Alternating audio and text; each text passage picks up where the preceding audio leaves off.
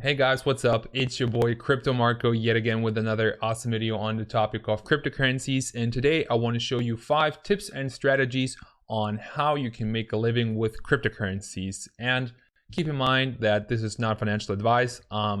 Totally subjective here. And of course, the more you can invest, the more you're going to earn at the end of the day. So that's a baseline that you need to keep in mind when you're watching this video. If you enjoyed, make sure to leave it a thumbs up. And let's just get into it.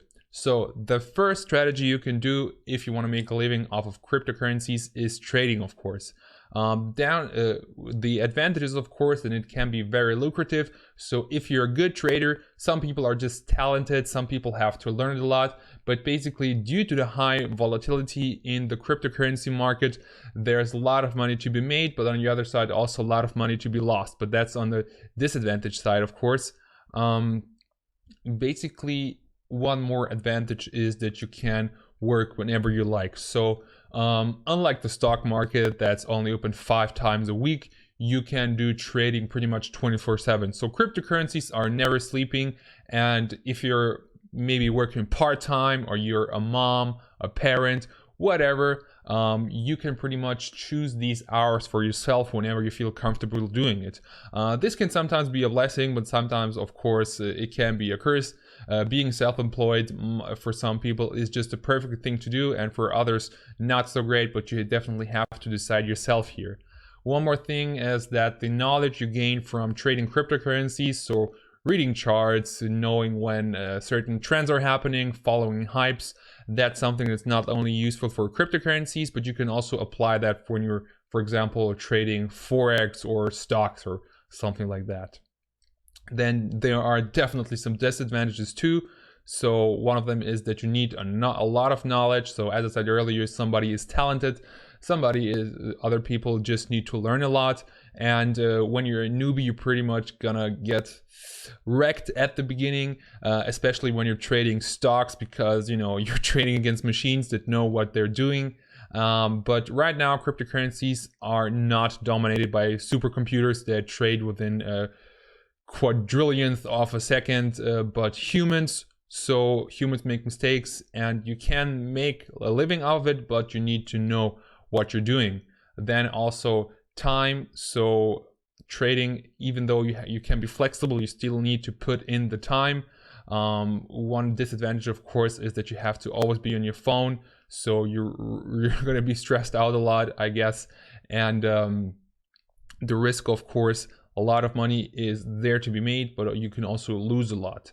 And also, the market is totally unpredictable. So especially with cryptocurrencies, so-called whale investors that hold a lot of value can do big movements on the market. If somebody owns a few % of the share as one single person, they can do big movements on the market and manipulate the price. We're seeing right now that Bitcoin Cash, for example, is going through the roof. And these are things that you just can't predict when you're trading. And as I mentioned earlier, it's stressful. Second thing you can do is investing. So in the cryptocurrency lingo, it's called hodling.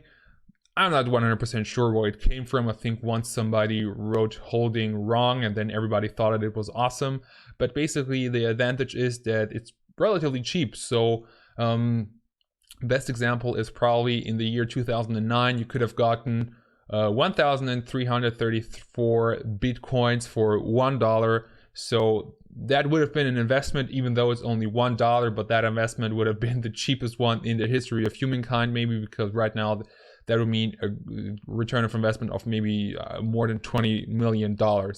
So investing in the right company at the right time when it's very cheap can be a great way of making big return of investment. And once you did your investment, there's not a lot you have to do. So pretty much you just wait until the company matures like a good wine and becomes more valuable.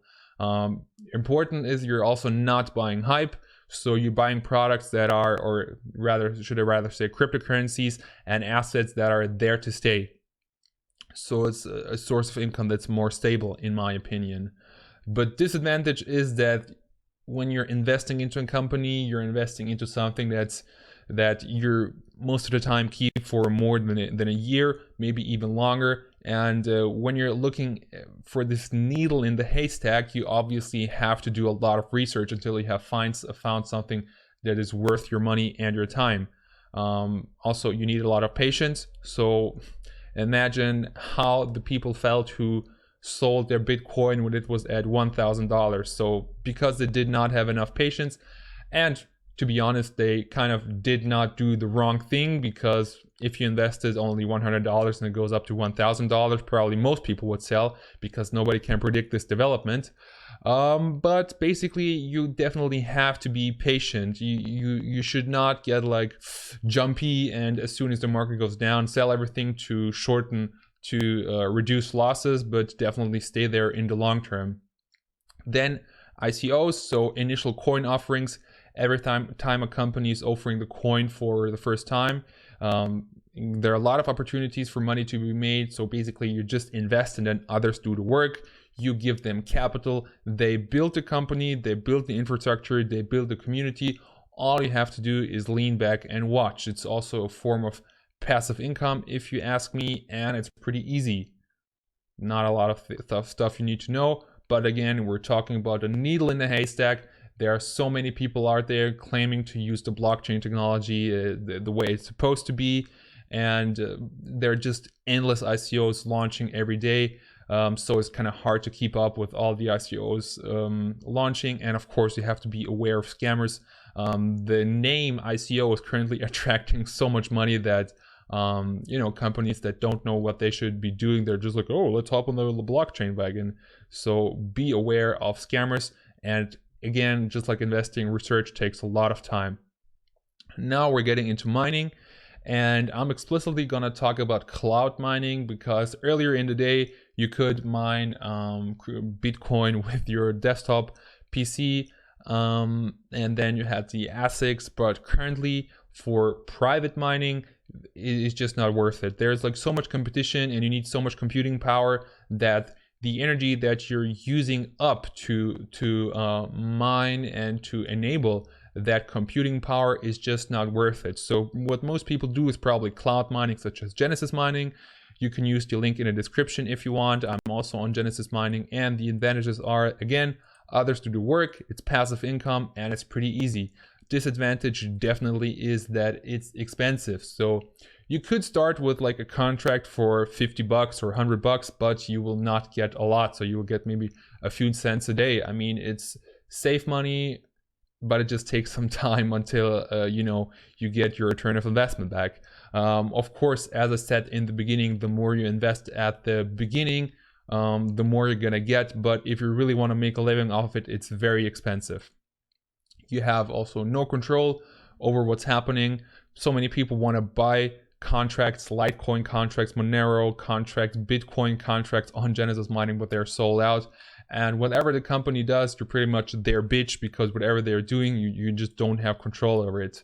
I already mentioned that, but currently getting contracts is very difficult, because whatever they're issuing, it's sold out within minutes. It's just insane how much money Genesis mining is getting for the contracts.